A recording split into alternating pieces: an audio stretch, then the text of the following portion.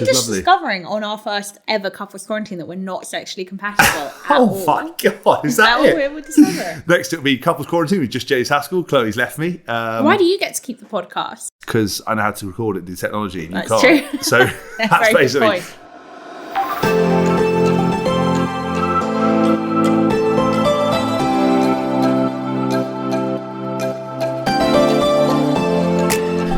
Hello, it is that time. I am James Haskell. I am Chloe Haskell. Yeah, fucking damn right you're Chloe Haskell. Don't try and get into this modern thing of not taking the surname. I'm We'll not- smackdown on that. I don't know if this is a personal podcast or a professional podcast, so I'm confused. It's called Couples Quarantine. It is, of course. So I'm Couples Chloe Haskell, also known as Chloe Maidley. Right, welcome to Couples Quarantine. Not a great start, I'm not going to lie to you. A bit like every day in our relationship. I'm joking. We've been waiting a long time to do this podcast. We've had a few false starts. But we have decided to pitch ourselves as your very own agony aunts, revealing and dealing with all couple-related issues, because on social media, we're often said to be couple goals, when actually behind closed doors, we are insane and a nightmare. However, Chloe is a man hater. I'm a woman hater. I say things how they are. Chloe says them how they are. She thinks men are to blame. I think women are to blame. I don't think men are to blame, but James definitely does think women are to blame. That's not a lie. You genuinely hate men. That sums up a lot of my frustrations with you. How dare you? So basically, we're going to go through all of the kind of bits and pieces of the minutiae, but you, the listener, play your role. You are the ones that will be helping us. We will be dealing with your questions. Ideally, if you can send all your questions to cqquestions at jameshaskell.org. If you send us your notes, some funny stories about relationships, lads fuck ups you've made, women's stuff that you want your husband to have done more of, less of, what's irritating the hell out of you, we are going to cover it off. And the first thing I'm going to bring to the table, don't yawn. Sorry. Don't yawn. This is couples quarantine. You're talking for at first I thought you were recording an intro, but then it just turned out you were talking for 10 years. Oh, okay. Sitting there reclining with your tracksuit bottoms on, my t-shirt, drinking my coffee, picking your ears with your hairy feet in my face, and you think you can fucking start having a go at me. Okay, well, let's start on cleaning of ears. Yeah. Oh, okay. Okay, fine. So James thinks that by pushing, in fact, if anybody is or knows of an ear, nose and throat doctor, or anyone who is remotely qualified in this field, please do send your questions to one of the 7 email addresses that James noted over and over again. That's the one email, cqquestions@jameshaskell.org. I know. James thinks that cleaning your ears, the best way to do it, the most effective way to do this, is to shove a Q-tip into your ear and twizzle it round. So when you take it out, it's like slightly yellow stained because it's been swirling around in your earwax like a spoon. And he thinks that's cleaning your ear. Now, I was taught early days that the best way to clean your ear was to get something that basically had like a hollow center, so that when you scraped it round, so like a Kirby grip, for example, would be great. When you scrape it round and you pull out all the wax, and you see in that like empty space all the wax come out. And then when I was about 18, I did my first presenting gig back when I used to work in TV, and I went to get my earpiece fitted, and the guy was like, "You have the cleanest ears I've ever seen." And I was like, because my parents taught me well, because they'd been told the same thing by a guy who fit their earpiece, right, for this morning. So I maintain that I know how to clean my ears really well, and I've got great clean ears. James thinks that this is disgusting. It is pretty disgusting. I'm not debunking that. But that also, like, his way of using a Q-tip is effective. It's not effective. Right. First of all, Q-tips is what you buy. I use specific earbuds with the name specific earbuds with earbuds in the title, right? I love nothing better than gently putting a Q-tip in, digging an earbud. What's the difference between a Q-tip and an earbud? Q-tip's a makeup thing. No, but I mean, what's the difference aesthetically? One's got a triangle pointy bit and a flat end. And one's American, and we don't use American bollocks words on this show. I talk about the show as if it's been going on forever. And we use earbuds. It's mainly a shout out to Q-tip, one of the best rappers of all time ever. Okay, Johnson Johnson earbuds. Shout out to Johnson Johnson. You're welcome to sponsor us. Didn't they have like an off the rails daughter? Johnson & Johnson. Yeah, or like, yeah, I an don't heir to know. the, I heir don't to- think like that- a Paris mentioning- Hilton-esque heir to the throne. Mentioning them and their daughter, there's not going to sponsor us now. So you've shot us in the foot. I don't there, think we don't have a baby, therefore Johnson & Johnson were never going to. Well, they do earbuds. They're not necessarily for babies, are they? And I'm saying that your earbud's idea sucks, so they're not going to sponsor us. This is bullshit. No, but essentially, I gently put it in the ear, have a dig around, scrape, clean it, and everything. So I don't force anything. I don't go too deep, and my ears are clean. And when I run, there's a whistling sound because it's so clean. It's like, honestly, every time I run past someone... That's because there's nothing between your well, ears. you say that. When I run, people go, fuck me, the kettle's boiled, Jane. And because I'm always running past Jane. And that's why it works. So I've got clean ears. But you get Kirby grips, take them out, scrape them. And you were putting it and rubbing it on the piece of paper that I was writing couples quarantine information on. And you thought that was fucking appropriate. Think of your podcast idea. What? No, I'm excited about couples quarantine. What? Don't smug it off. You were desperate to do it. Okay, fine. So I suppose the whole idea originated because we wanted to talk about what it's been like in lockdown as a couple. I think everybody will probably be able to relate when we say we've had some really good days and weeks, and we've had some really near divorce days and weeks. I don't think we're alone in that. Having spoken to all my friends, there have been some pretty mega arguments and also some really nice family moments. How have you found it? Okay, I'm going to caveat this, it's a big word, caveat, by the fact that obviously in lockdown it's been nightmarish for lots of people. So many people lost their lives, jobs, livelihoods, uncertainty. Mental health has been tested to the very limit. I have actually been okay.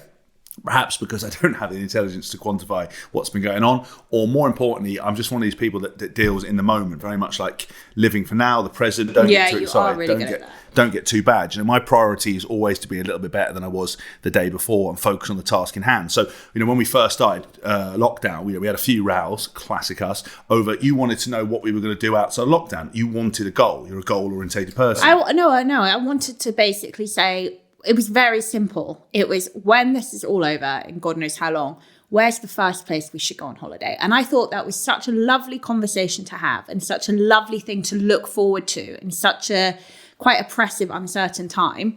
It would have just been really helpful for me. But James, when you say these kinds of things to him, when you take any situation out of the present moment, gets like irrationally angry. And he got really upset by this. So go on, explain. Well, what I got upset about was just purely because we were talking about, you wanted to plan what was going to happen. You wanted a goal. You said, where we're going to go, what we're going to do. It's like a fantasy. Fine, a fantasy, right? But the point is that worrying about when we're going to finish lockdown, we don't know. Imagine we'd said we're going to do something in June. It didn't happen. It leads to disappointment. So if you live purely in the moment, you don't ever get too excited. But I wasn't giving a timeline. I was just saying when it's all done, where should we go? Yeah, but we don't. What travel? What is travel going to be like now? Yeah, we don't know. This was James's point. Like, why think about it when we have no idea if we'll even be able to travel when this is all over, where we can go, where we can't go. I was like, because I actually said right off the bat, and this is not a pat on my back. I think this is fairly common sense. You do pat yourself on the back a lot, though. I do. I really think, in this country, we've got such a thing about, berating ourselves and being down on ourselves. But if you do something good, you should pat yourself on the back. It's called tall poppy syndrome. Being down on yourself and not ever wanting to put your head above the parapet and actually, be happy with other people's success. It's called tall poppy syndrome. We have it in the UK. So I thought tall poppy syndrome was where you thought too much of yourself. No. So basically, it's more extreme in New Zealand. So everyone's like, oh yeah, mate, yeah, humble. Don't say anything. All right, bro. Yeah. That's like, they are like nobody that. wants to put their head above the parapet and go big I am. Because if you are, you're gobby. In the UK, we do it, but all we have to do is go onto the Daily Mail online. The worst paper in the world with the worst. The Daily Mail online isn't a paper. That's fine. the Fine. What I meant by that is the comment section of it. You people are weasels. If the world, honestly, if there's a button you could press that detonated and destroyed all the people who comment in that section, the world would be instantly 50% I'm the nice one. better. I'm the forgiving one. I'm the affectionate one. I try and understand where everybody's coming from all the time. But when I read some of the comments on the comment section on the Daily Mail online, and I'm not just talking about myself, I'm talking about people I've never met, celebrities I've never met before. I actually do not disagree with that statement. They are the worst. Worst people, and they pat each other on the back. They're just toxic. And genuinely, who's got time to log in, set up an account, and get really perturbed about something? Anyway, okay, so back to the point. I was saying... Fuck them is what I'm saying. I was saying, okay, I was patting myself on the back because I said to James, I reckon travel restrictions in Europe will be the first port of call, will be the easiest port of call when this starts to subside. And of course, it might not happen right away, but it will probably happen. I'm incredibly lucky in that my parents have a place in the south of France, so that's always an option. And obviously, you know, our incomes have taken a huge hit. So that takes away, you know, some expenditure when you're not paying for accommodation and you're in a house, so you don't have to eat out all the time. And then I was saying, you know, failing that, maybe we could go. Portugal is really cheap and fairly easy to get to, quick to get to, always great. Well, not always, but most of the year, great weather. And again, we know friends out there, so we might not have to pay for accommodation, which would help save money.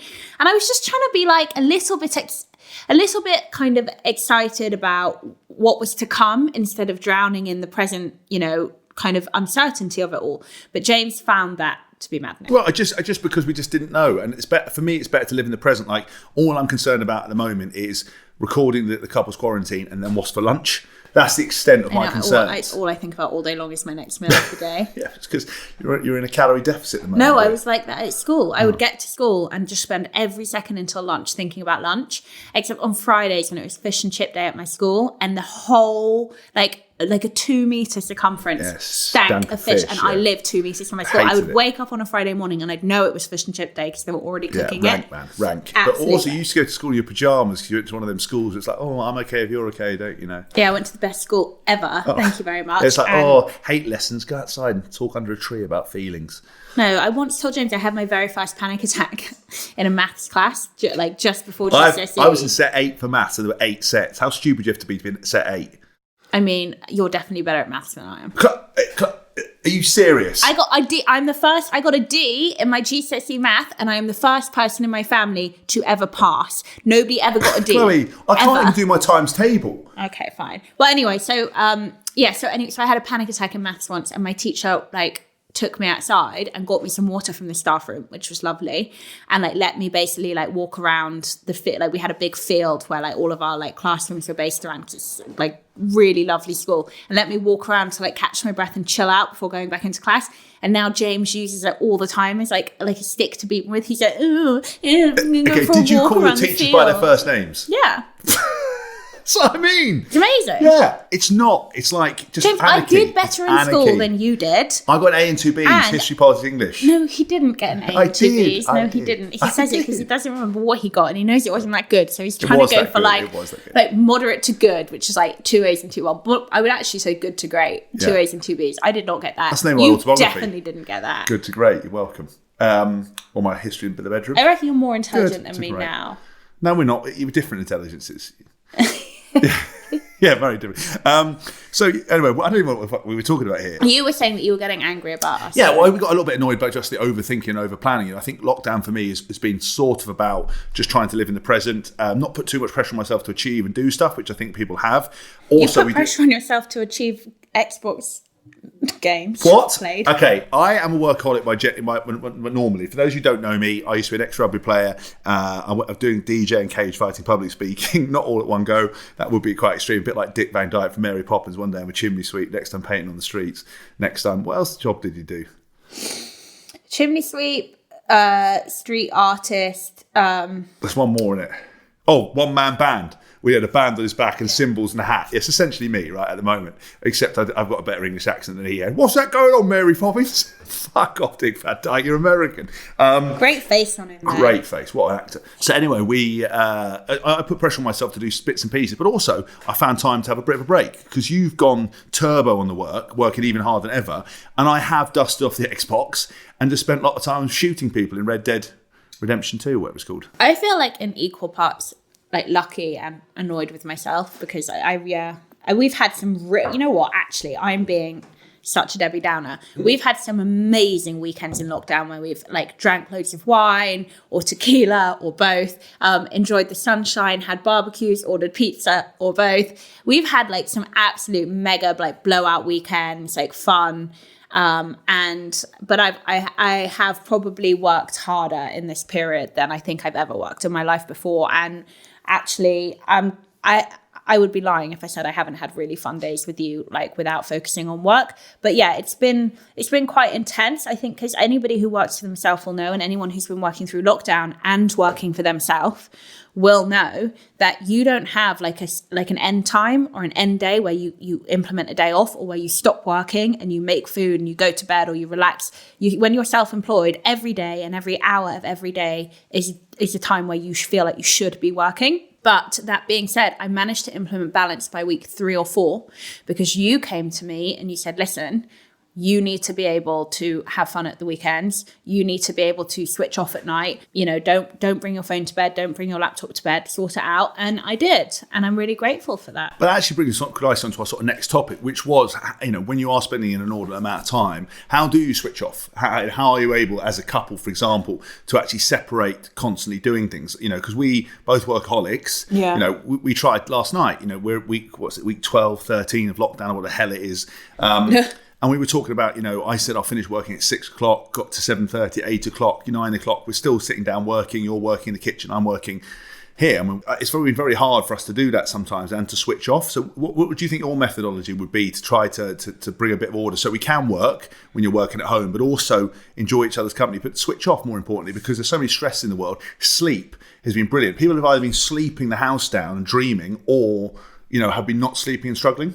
I'm somebody who has always really needed routine for my anxiety, but then especially like 9 years ago when I became fully self-employed, obviously it becomes a lot more about like your practical, professional, financial well-being. So what I always try to do is like get up early and get my workout done, because A, I don't really have the energy to work out later in the day. And B, if it's done, I tend to find that it's a box ticked and I'm already off to a good start. Then I will sit down, have breakfast, and I'll try really hard not to really work. Maybe I'll like dip in and out of something, but nothing mega. Have breakfast, and then my work day starts. And then basically I work and I set my alarm for like a lunchtime, and I work from the second that I start to the alarm goes off. And then at lunchtime, again, I'll give myself an hour. I'll cook some food. I'll eat some food. And in lockdown, obviously you've been here, so we've had lunch together. Then we'll go back to work. And again, I set my alarm for kind of late afternoon, early evening. So like 6:30-ish when I'll stop work and I'll start cooking and we'll have dinner together. And that is when work is done, my work day is done. And that has always worked really, really well for me. In lockdown, it's been a struggle because you've been working too, which means that we're kind of on, you know, you've got to get something done. I've just finished mine. If I start the next thing, you'll be done, but I'll be into that. So it's been actually a lot harder to balance. But I think what we have done really well is, we've had the weekends off. And Emma, my business partner, I started a new business with a new online coaching business called the EC Method with my business partner, Emma, who's fantastic. And she said to me right off the bat, she's much better at this kind of thing than I am because I'm crazy and she's completely sane. And she said to me right off the bat, we're not working Saturday and Sunday. We're not. You know, we work Monday through Friday all day long for our clients, as you've seen, but that's our time off. What do you think? Look, I think routine is absolutely key to all of this kind of stuff. And, you know, if we're going to work at home much more often now, which I think will be the case, I think people have proven that they can actually work at home and be trusted. You know, there was always that fear that if you go home, especially for lads, you know, sort of work in between all the wanking that they would we're doing. You know, I remember watching a Peep Show and one of them started working from home and they're talking to each other and they're like, so, you know, how are you finding it working at home? And the wives walk away and they're like, the wanking, just can't get through the wanking. I go to start a project, have a wank. I think if you can get over that point, if you're not quarantined with your missus. Oh my God, don't pretend like you haven't been. I like the guy. Come on, be honest about it. Serious? When I hit the garage gym for an hour and a half, what are you doing? Workout. Little being the whoa, word. Absolutely not.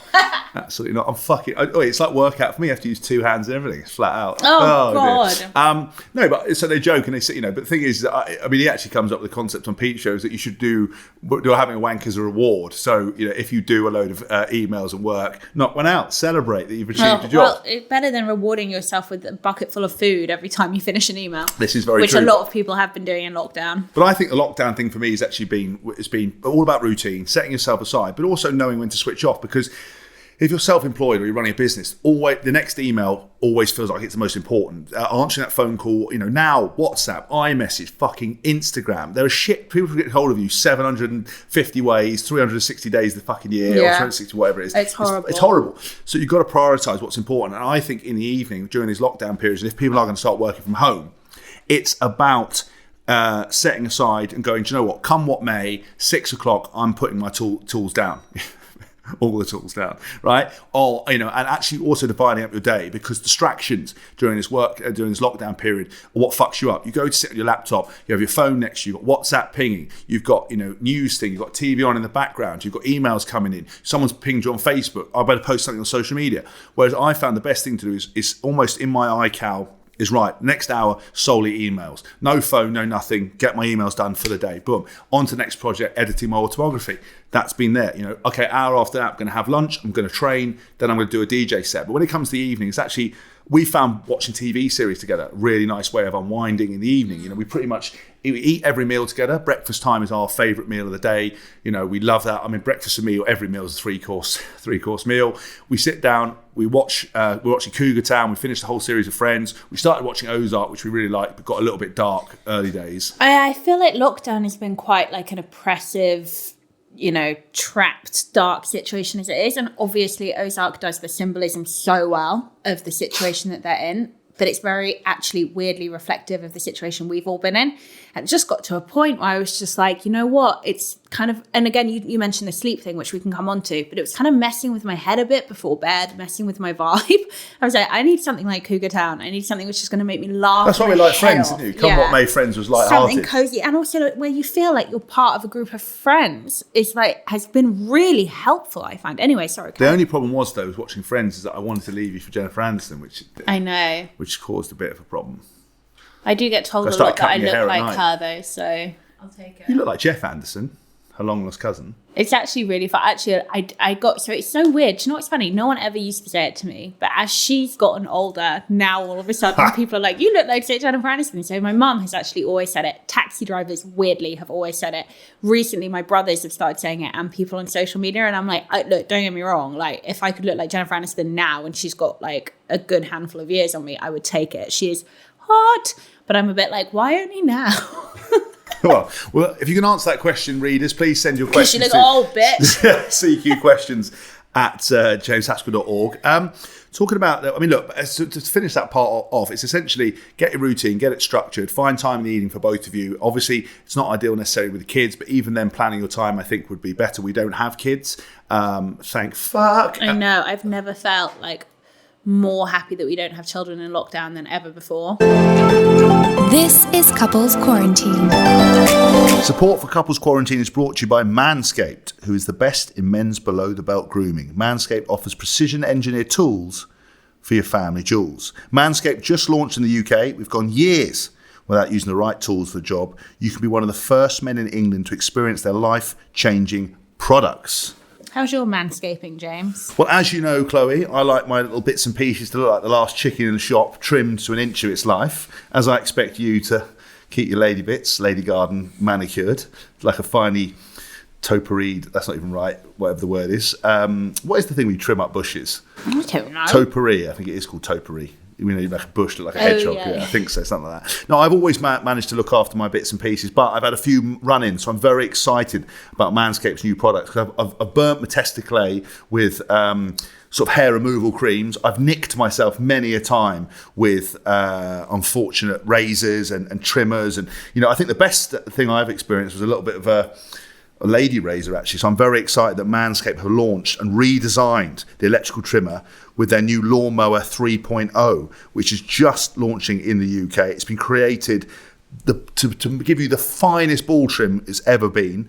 And when I tell you it's premium, I mean it's premium. The battery lasts up to 90 minutes. Yeah. It's water resistant. One of the coolest features is an LED light, so you can see where the hell you're going for maximum grooming. It's got 7,000 RPM flower. So if you thought my balls were smooth before, it's going to be unbelievable. I didn't. Well, you did. So get 20% off and free shipping. All you have to do is use the code CouplesQuarantine at manscaped.com. 20% off.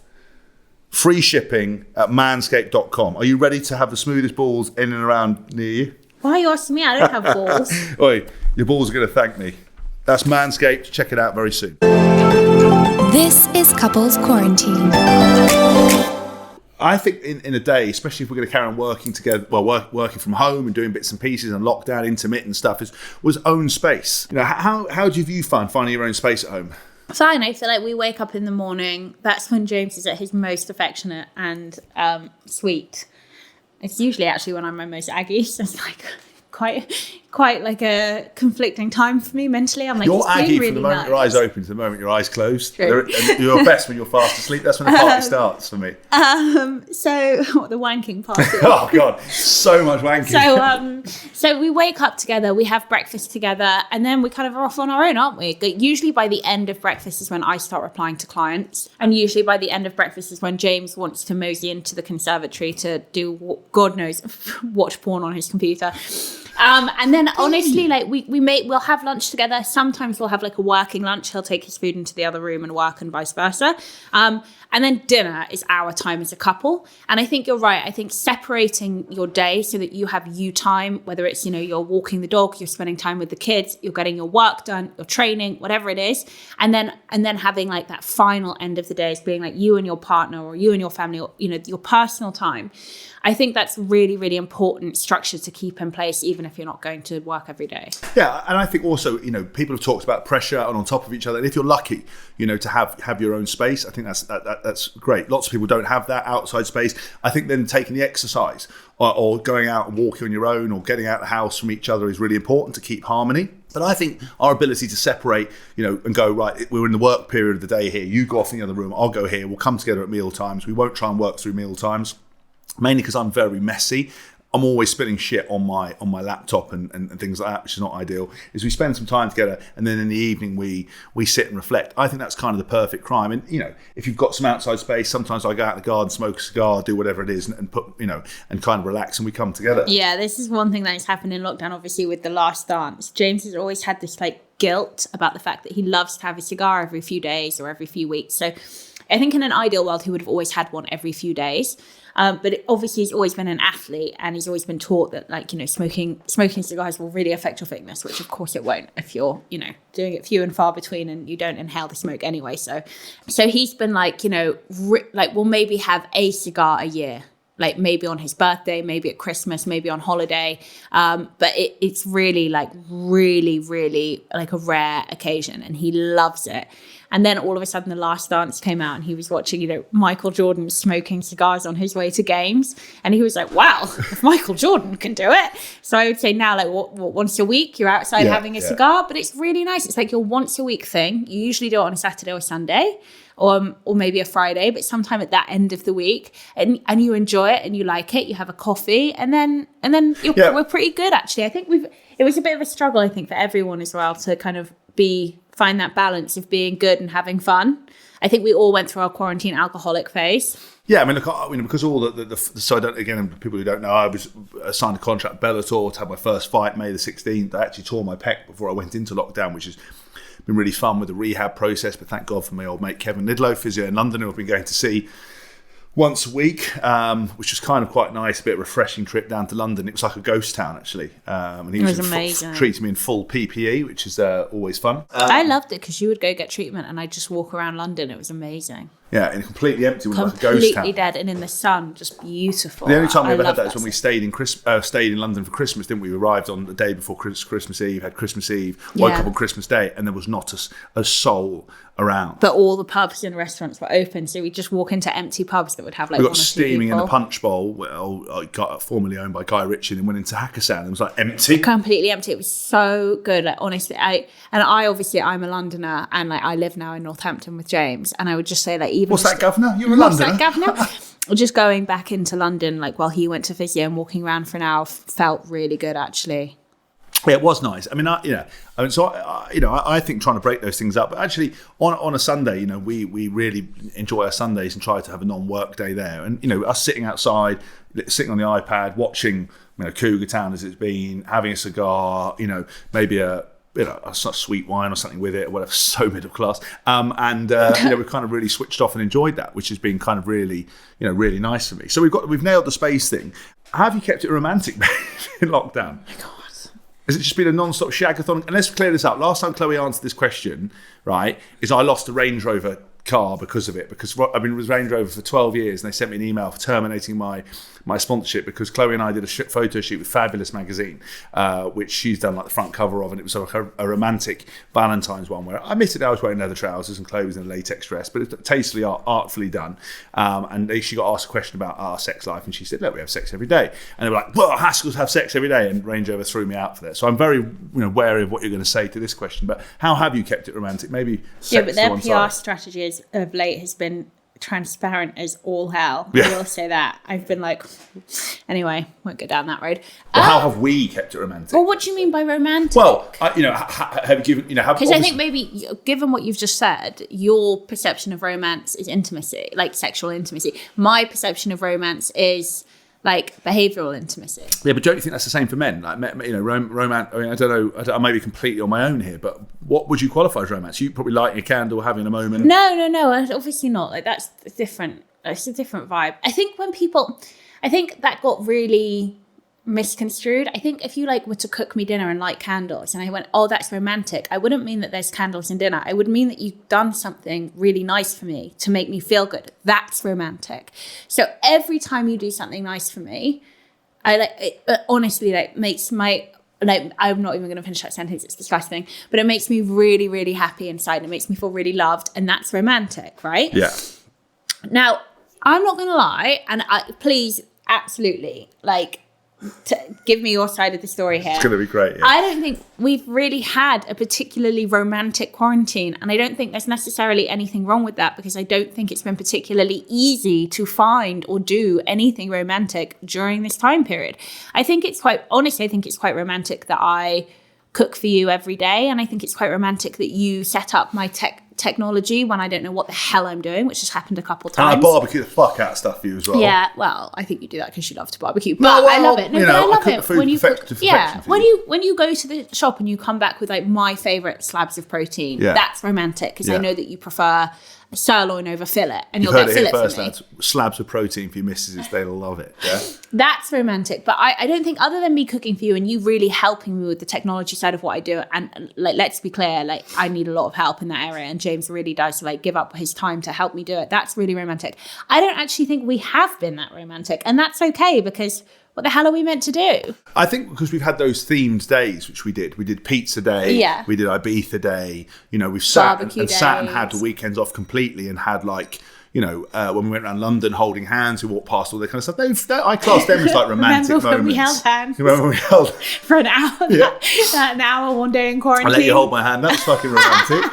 What do you mean? What more do you need? I'll tell you what was romantic. It's my birthday in 2 weeks. 2 weeks today. Yes. And James wouldn't hold my hand at the shops yesterday, and I was getting really annoyed because I'm Needy McNeederson. So clingy. And it turned out it's because he was hiding my birthday card in one of his magazines. Not one of them magazines. It was actually Mac format. One magazine. Of those, but yeah, it was a super cool computer magazine. Can't buy porn magazine anymore. We don't need to really with Pornhub. And also a gun magazine. Yeah, I got rifle magazine. I'm into my shooting. So So that's why that was really romantic, even though I've basically organised my whole birthday. But again, at the same time, if I hadn't organised my birthday, you would have just got your PA to do it, and then I would have been pissed off, because then it would have been really void of romance. Whereas at least when you let me organise my own birthday, I can make sure that I'm doing everything I want to do.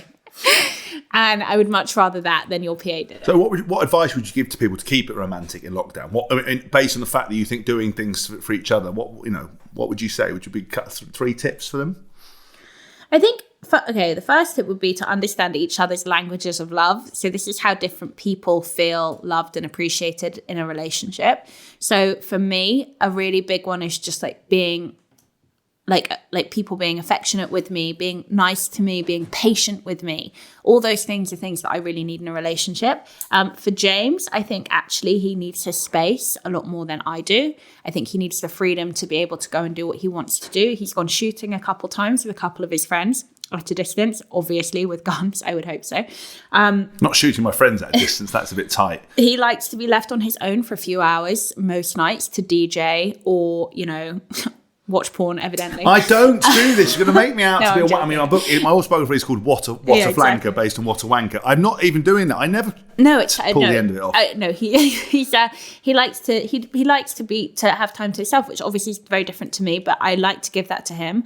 I think obviously then finding time to be together, and in terms of, just eating a meal together, going for a walk together, whatever it is, just talking.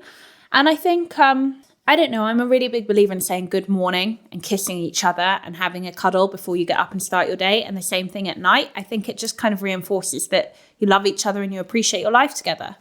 Yeah, so basically we got into a situation where we had quite a few rows where, because we were in lockdown, and I feel like we spend a lot of time together, and by spending a lot of time together, we're happy, but you obviously want some more of those special moments. So for example, when I get into bed at night, I just pick up my book. I'm reading a fantastic book you bought for my birthday, Doctor Strange and Mr. Norrell, and you want that time to have a bit of intimacy before bed. And don't get me wrong. I want you to read before bed. I think that's fantastic. But just like literally 20 seconds to be like, good night, love you, kiss, cuddle, and then read. But my point was, I think because you get into a routine, you take those moments for granted, where you're saying, actually, that's those little bits. Wake up in the morning, I love you, big kiss, go to bed, I love you, good night, do a little chat before whatever you do is integral to a relationship. I think, look, I'm not saying you have to check in with each other every 5 minutes or every hour throughout the day. That's not what I'm saying. But yeah, I think just starting the day by being like, hello, it just says, I'm happy that I'm with you. I'm happy that I'm spending my life with you. Now go, be free, and we'll reconvene later. And I think it's important. Well, okay, fine. So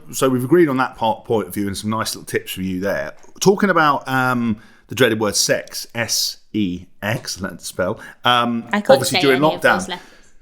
I think there'll be couples out there who've been at it like rabbits. Yeah, and I think there'll be couples that haven't. Now, we have an interesting situation within our relationship that timing is our issue. Yeah, it's really annoying. James is like false advertising. First of all, just with how he looks, it's like, oh, this is going to be fun. He's like an injured, hobbly old man. Oh, so there's that. How fucking dare you? But then also, I think when we first started dating, and like really throughout the first few years of our relationship and even the beginning of our marriage, it was like fairly to be expected that the evening in bed together was our time. Yeah. You've completely pulled the rug out from under me, and I don't really know how to handle this. But now James has decided that he doesn't like it in night. This is so over the top. Too honest, whatever, it's fine. And that he will only now have sex in the afternoon, which is when I work, I train, I cook, I clean, I do all of my like professional and domestic errands in the day. And I'm like, this is absolutely suboptimal timing for me.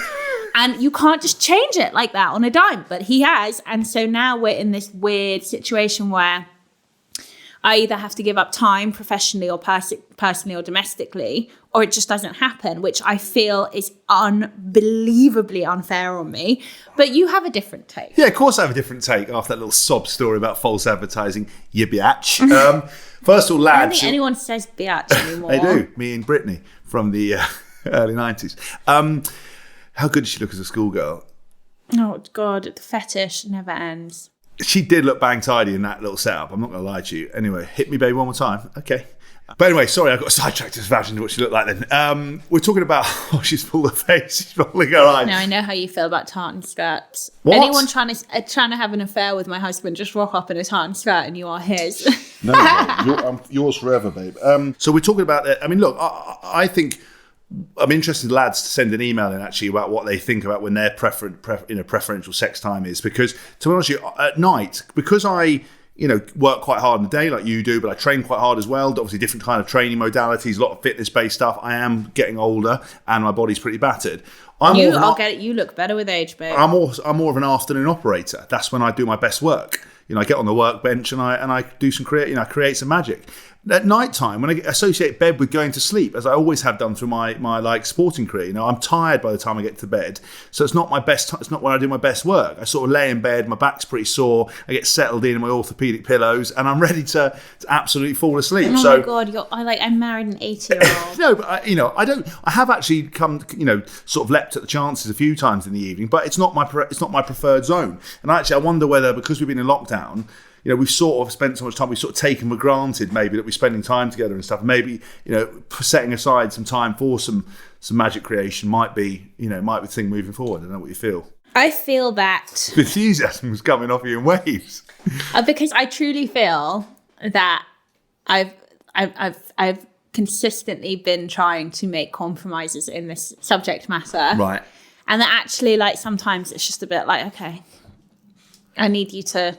What, come to the table for you? Yeah. Compromise what you're talking about? Yeah, there has to be, like, I have to, like, that's romantic. Well, okay, so why don't we bring in the policy which we tried to do, which was I'll come on to you, then you come on to me.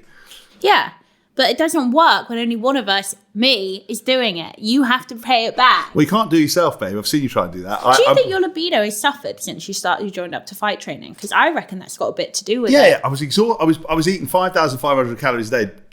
Eating about 2,500 calories during that thing. The only thing I wanted to do was go to sleep, cry and pray. I'm not even religious.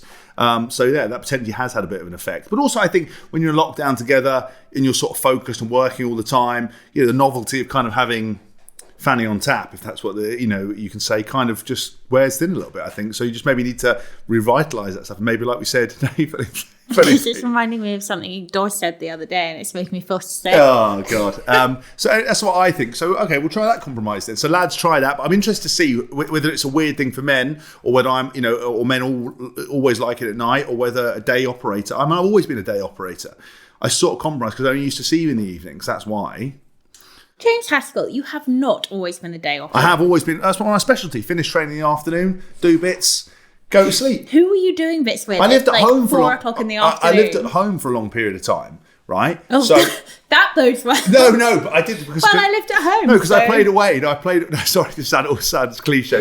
I played abroad for a long time, and I always got shit short-term contracts with WASP. So I stayed at my parents' house. So because they lived in buttfuck nowhere, you couldn't ship in any bits and pieces for evening operation because you had to meet your parents. Your mum would be like, what's going on? I'm like, I'm fucking 30, mum, fuck off. And I was with you as a 30, awkward. So I'm 25, 26, whatever. It didn't bode well. So if you're going to do any bits, it'd be afternoon. So that's why it's always been ingrained with me. But with you, because we only saw each other, that's why it's happened. So I'm interested to see when women like it, when men like it. Send us an email. I don't know if it's to do with sex, meaning gender. I think it's just to do with preference. I mean, yeah, I have shit to do. I have a lot to do. Like, you see how busy I am, right? And I'm like, all that moaning doesn't take care of 3 o'clock in the afternoon for me is a work hour. Yeah. Like, so it's treat yourself. But also, like, in the evenings, like, a lot of people, obviously, I definitely have had my kind of experiences with alcohol throughout this quarantine, but I've stopped drinking now in the week. And you have to admit, like, if you go to bed on a glass of wine, it's more fun. I'm not a massive drinker, like it, so do you? No, that's true. I mean, we had some red wine the other night. Are we which just lovely. discovering on our first ever couples quarantine that we're not sexually compatible at Oh all? my God, is that what it? we're discovering? Next it'll be couples quarantine with just James Haskell. Chloe's left me. Why do you get to keep the podcast? Because I know how to record it, do technology. That's true. So that's basically. Point. Okay, one thing I was, come on before we sort of wrap this rambling mess up is different diets during lockdown. I imagine lots of couples have had to put up with that. Lads wanting to do one thing, women wanting to do another. A lot of self-development stuff going on. What do you think? I think at the beginning of lockdown, I was in a fat loss phase. I was a few weeks into a fat loss phase, and I realised pretty much immediately.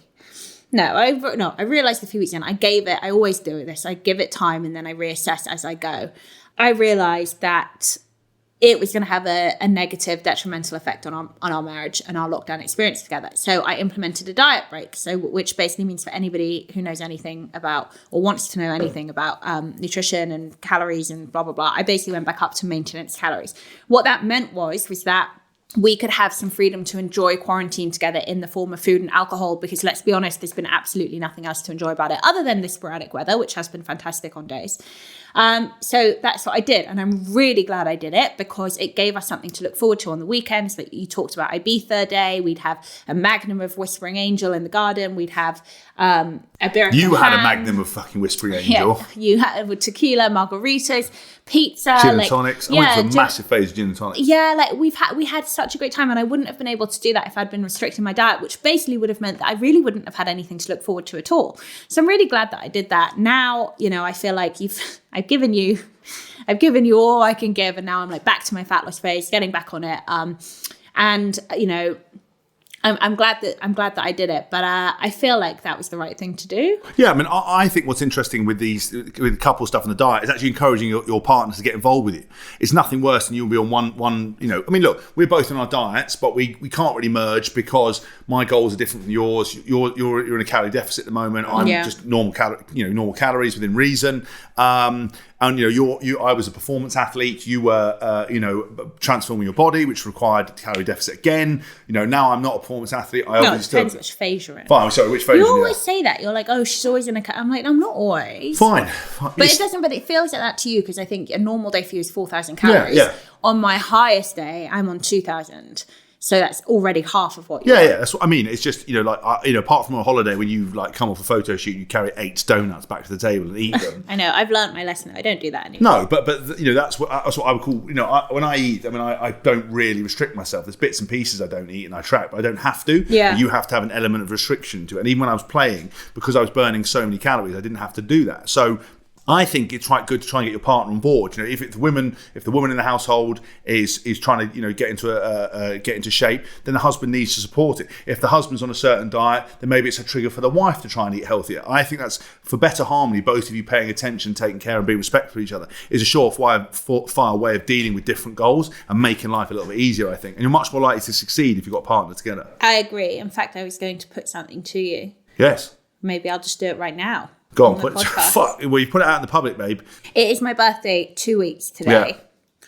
What say you to us not having a drink at all until my birthday? Yeah, deal. Done. Yeah? Perfect. I can do that. Easy peasy. Okay. Lemon squeezy. Okay, the last thing I want to talk to you about before we wrap this up, we're going for 44 minutes now, is being hot and being cold. Women always cold, men always hot. It's a fucking nightmare, especially when I'm 122 kgs and I'm in my pants recording this and you're in a tracksuit bottoms and a t-shirt in the conservatory. Again, a middle class sentence. It came with the house. We don't ever want to get a conservatory. Again, a middle class sentence. Yeah. How do you deal with it? Because your cold hands and constantly trying to make me and climbing all over me and I'm hot, it's caused a bit of tension. What's your theories on how to deal with that then? We don't deal with it. We fight over it. Yeah, but also fiddling with the thermostat's a massive issue. I think I would rather, having had every temperature on the menu occur inside and outside of my body this entire quarantine, I would much rather be a little bit too hot wearing, a sports bra and your boxer shorts. My favourite at home, I'm too hot outfit. You came up with the terminology for your outfit. Houtfit, wasn't it? House outfit? Yeah, my outfit. Houtfit, which is basically a sports bra and James's boxer shorts. I would rather be too hot wearing that than freezing cold, having to bundle on 1 or 2 blankets when I've already got a hoodie, socks and trackies on. I would much rather that. So I think that you're being a bit of a pussy and you need to get your shit together. Well, okay, let me give a scenario for you. We're relaxing in the evening. I'm sitting in my pants, very hot. You have got your little tracksuit bottoms on. You get the blanket out and you try to wrap me in the blanket and climb all over me. And I am so hot to the touch that it's impossible and I lose my temper. Who's in the wrong there or who's in the right? I think you don't need to lose your temper. You could just say, I'm really hot. I need to go sit elsewhere. Yeah, but sometimes when you get a bit, when you're a bit confined and hot, you get a bit restless. Is this just me, lads? Let us know because I think everybody can. You men have a higher thermogenesis than women. You run at a higher body temperature. You're bigger. You're obviously going to be at a little bit warmer than we are. However, at the same time, I just think when you get really hot and bothered, and this is very human, so no judgment, but when you get very hot and bothered, you do tend to lose your temper at the drop of a hat. I saw it happen earlier today when you were too hot in your hoodie and you threw it off in a fit of rage. And all I'm saying is fair play to you. That's completely fine. But maybe maybe we don't have to have a temper tantrum over the temperature. Maybe we can have a calm, very quick, open and shut discussion. Okay, yeah, fine. Okay, well, I can try to work on that. We've got lots of work-ons from this, mainly my side. I don't hear you working on a lot. But we'll talk about your cold. I am working on a lot. I'm making myself an afternoon pest, and which does not come naturally. Talk about your freezing cold hands and the etiquette of touching your partner with them, because that is like a knife through the heart for me. They're so cold, your feet and your hands. At bedtime, you try and get your tickly little feet onto mine. And your No, I don't like that anymore. We used to...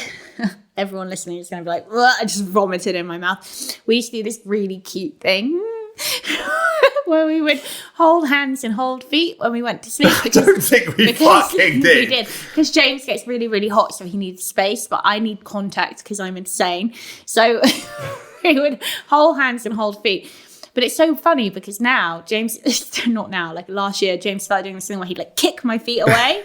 And at first I was really upset. And I was like, we used to hold feet. And he pretended that it never happened. It's never happened. It's never happened. Genuinely didn't happen. Utter bollocks. But now, like, he does this thing where when he's like fast asleep in the dead of night, his crabby little foot will find its way over to mine, and I don't like it anymore. Like, he's conditioned it out of me, so like, I kick him away now. But the hand holding we still do. Yeah, but what about walking past me today by the coffee machine and putting your cold hands on my back, and I almost leapt through onto the island? Yeah, I like to pick James, but sometimes I have bad circulation and I go to pick him and he goes absolutely mental because my hands are too cold. And I always know, like, his eyes, the first thing that happened, they go like black. It's really hard to explain. He gets like shark eyes and he looks at me and I'm like, uh-oh. And then he kicks off, gets really upset about it.